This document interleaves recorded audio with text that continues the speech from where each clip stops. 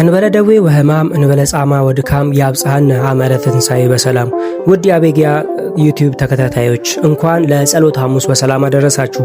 ጸሎተ ሐሙስ ከአምላክ ትሕትና እስከ መራራዋ የጌቴሰማኒ ጽዋ ድረስ የምናካትትበት ነው። ውድ የአቤጊያ ዩቲዩብ ተከታታዮች ሰላም ለእናንተ ይሁን እያልን የሰሞነ ሕማማት አራተኛው ቀን ወደ ሆነው ወደ ታላቁ ጸሎተ ሐሙስ መርሐ ግብራችንን ጋብዛችኋለን። ይህ ዕለት የሰው ልጅ ታሪክ የተቀየረበት የትሕትና ትርጉም በግብር የታየበትና መለኮት ከሰው ልጆች ጋር በአንድ ማዕድ የቀረበበት ድንቅ ዕለት ነው። ዛሬ በዚህ ቪዲዮ በጸሎተ ሐሙስ የተከናወኑ 5 ታላላቅ ምስጢራትንና በቤተ ክርስቲያን ያለውን ሥርዓት በጥልቀት እንመለከታለን። እስከ መጨረሻ ድረስ አብራችሁን ቆዩ።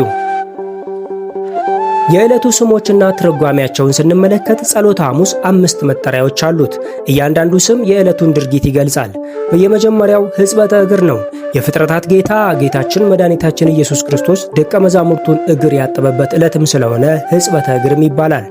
የምስጢር ሐሙስም ይባላል። የሰው ልጅ አእምሮ ሊረዳው የማይችለው ጥልቅ ምስጢረ ቁርባን የተገለጠበት ዕለትም ስለሆነ የምስጢር ሐሙስም ትባላለች።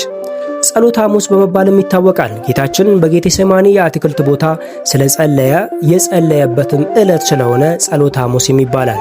የአዲስ ኪዳን ሐሙስም ትባላለች። እቺ ሐሙስ የኦሪት መስዋዕት የበግ ደም አብቅቶ የአማናዊው በግ የክርስቶስ ሥጋና ደም የተሰጠበት ዕለት ስለሆነ የሐዲስ ኪዳን ሐሙስ ትባላለች። በመጨረሻ የነጻነት ሐሙስም ትባላለች። የሰው ልጅ ከኃጢአትና ከዲያብሎስ ባርነት ነጻ መውጣቱ የታወጀበት ታላቅ ቀን ነው።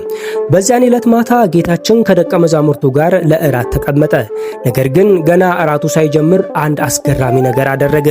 ጌታችን ተነሳ፣ ማበሻ ጨርቅም ታጠቀ፣ በገንዳም ውሃ ጨምሮ ደቀ መዛሙርቱን እግር ማጠብ ጀመረ። አስቡት፣ ዓለምን የፈጠሩ እጆች የደካማ ሰዎችን እግር ሲያጥቡ። ቅዱስ ጴጥሮስ ደንግጦ ጌታ ሆይ አንተ የእኔን እግር ታጥባለህ ብሎ ጠይቀው። ጌታ ግን ካላጠብኩ ከእኔ ጋር ዕድል የለህም አለው። ይህ ድርጊት መሪነት ማለት ሌላውን ማገልገል እንጂ መጫን አለመሆኑን ያስተማረበት ትልቅ የትሕትና ትምህርት ነው። ዛሬም በቤተ ክርስቲያን ጳጳሳትና ቀሳውስት የምዕመናንን እግር በማጠብ ይህንን አርያ ይዘክራሉ። ከሕጽበተ እግር በኋላ ጌታችን ዘላቂ የሆነውን የሕይወት ምግብ ሰጠን። ኅብስቱን አንስቶ ባረከ፣ ቆረሰም። እንካችሁ ብሉ፣ ይህ ስለ እናንተ የሚቆረስ ሥጋዬ ነው አላቸው። ጽዋውንም አንስቶ ይህ ስለ ብዙዎች ኃጢአት ይቅርታ የሚፈስ የአዲስ ኪዳን ደሜ ነው አላቸው። በዚህ ጊዜ ጌታችን የኦሪቱን ፋሲካ እያከናወነ በአዲስ ኪዳን ቁርባን ተካው። ይህ ምስጢር ዛሬም ድረስ በቤተ ክርስቲያናችን ቀዳሚ ተግባር ሆኖ የሚቀጥለው የመዳናችን ዋስትና ነው። ይሁዳም ይህንን ቅዱስ ቁርባን ተቀብሎ ወጣ። ያን ጊዜም ሰይጣን ሰፈረበትና ክፉ ሐሳብን አሳሰበው። እራቱ ካለቀ በኋላ ጌታችን ወደ ጌቴሴማኒ የአትክልት ቦታ አመራ። እዚያም በታላቅ ጭንቀት ውስጥ ሆኖ ጸለየ። መጽሐፍ ቅዱስ ላቡም እንደ ደም ነጠብጣብ ወደ ምድር ይፈስ ነበረ ይላል። ጌታችን አባት ሆይ ቢቻልስ ይህች ጽዋ ከኔ ትለፍ፣ ነገር ግን የእኔ ፍቃድ ሳይሆን ያንተ ይሁን በማለት ጸለየ። በዚያው ሌሊት ይሁዳ የጭፍሮችንና ጦር ይዞ መጣ። ጌታም በመሳም ምልክትም አሳልፎ ሰጠው።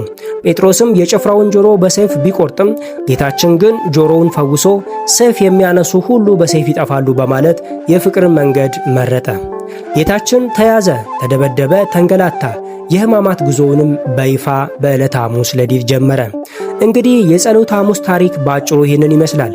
ይህ ዕለት እኛ ክርስቲያኖች ትሕትናን የምንማርበት ከጌታችን ሥጋና ደም ጋር የምንተባበርበትና ስለ እኛ የከፈለውን ዋጋ የምናስብበት ዕለት ነው። እግዚአብሔር ከሕማማቱ በረከት ያሳትፈን።